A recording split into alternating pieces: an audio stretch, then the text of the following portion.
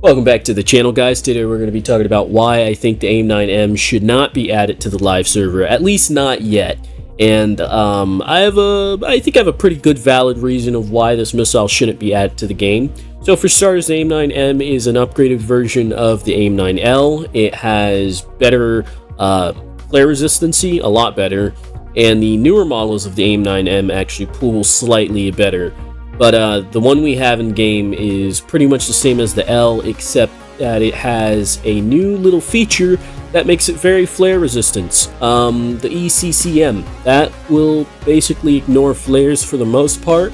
This missile can be flared, but it's very hard to flare this missile. Now, this is sort of a problem for players who don't have an F-16 or don't have an F-16 with the 9Ms. I believe the Baraki 2 is getting it, the Sea Harrier, or not the Sea Harrier, the GR7 is getting it, the F-16C is getting it, and I'm not sure if any other aircraft are getting it, but that's what they've stated so far. And they put this on the dev server to test to see how it is, how people like it. You can see here this dude's flaring so many times and the missile just slaps right into him. Now, in terms of the R-73 in War Thunder, it sucks, but in DCS the missile is amazing. But you know what? I'm just going to show you some footage of what the R-73 should actually fly like. I don't have any missiles, and I've gotten a kill with every single one of them. Take that, bigot! And take some of this! And take some of that! And take some of this! Oh no! Hey.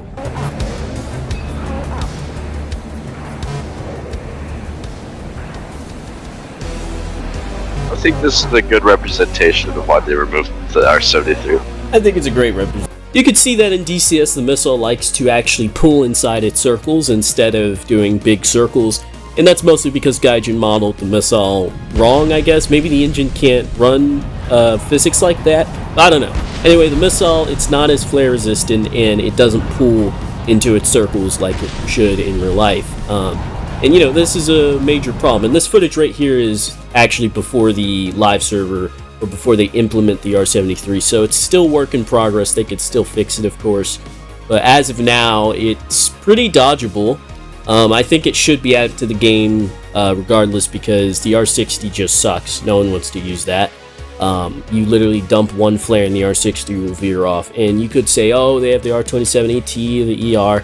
Well, that's only confirmed 2 kills, at most. That's if they hit.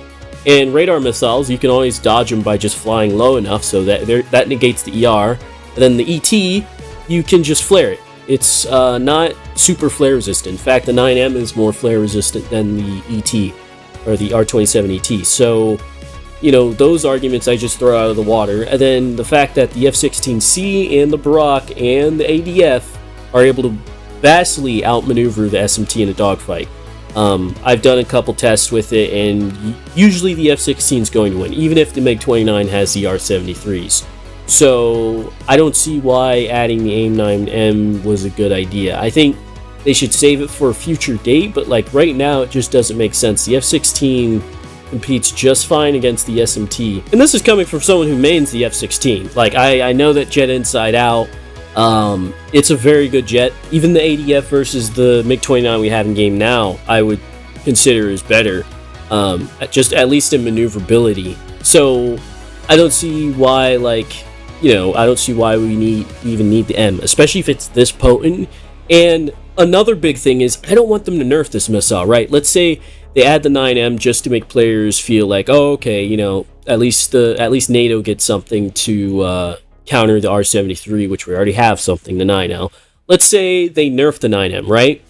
And then like, the missile's going to be going for flares and stuff. It's going to get nerfed into the ground, and then we're going to have, you know, a problem. Like, the flare resistancy in War Thunder, in general, is not realistic. So, right now, the way they have the 9M in the dev server, how it ignores flares, is pretty standard. Like, that's how the missile actually works in real life. And if Gaijin actually nerfs its capabilities, then, you know, you're not going to be able to, you know, you'll be able to flare the missile. It's going to make the 9M a lot worse. It's going to be basically a 9L, just with 9M on it. So I don't want them to nerf this missile, because I do want them to add the 9M, just not now. I think When they add the F-15 or when we get later gen aircraft, yeah, it would make more sense. But right now, it just doesn't make sense with the current model. And, you know, I try to not be super biased on this channel, but I'll admit, I am biased towards NATO jets. I love NATO jets, I love their missiles, I love all their stuff, right? Like, I prefer their stuff. But when I see something like this that's just clearly unbalanced and just not, it just doesn't make sense, I have to, you know, make it known. Like, for example, you know, I was having a talk with Silent about this, and, you know, he prefers Soviet aircraft and stuff and Soviet missiles. And, you know, he's like, what's your objective opinion? Like, my biased opinion is, oh yeah, let's add the 9M, you know, why not? But objectively, we don't really need it. The 9L works just fine. It's pretty flare resistant. It can be flared. It's balanced currently. And the R-73 is very dodgeable. You know, especially in a close quarters dogfight, as long as you're jamming the Wes, you should be fine. And at range, if you're going fast, you should be able to dodge it. But people, they see these shots where the R-73 actually hits something, and they're like, oh my gosh, this is the best missile in the game. This missile is insane. Oh my gosh, this is overpowered. Nerf it, or add something to counter it, right?